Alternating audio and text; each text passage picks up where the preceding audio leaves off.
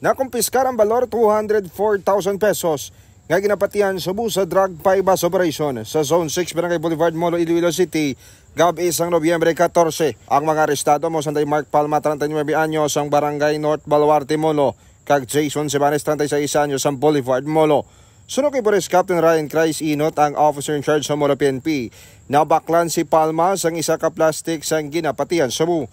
Na-recover kay Palma ang anong pagit ka mga plastic sang ginapatihan droga nga nagabugat sang 30 grams. Payag pa sang pulis, isa na kasimana nga ginamonitor ang duha bangod sa reklamo sa mga residente nga may mga individual nga nagaguha sulod sa ilang balay.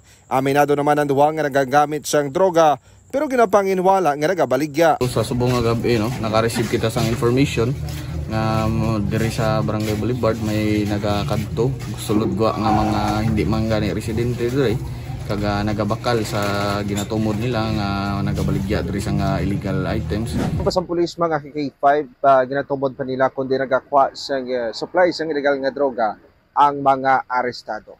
Balita nagikan sa distrito sa Molo, ini naman si K5 Aaron Refollo. Para sa Kampiyon na Balita, Serbisyo Publiko kang Kalingawan, si Ruilo, K5 News FM.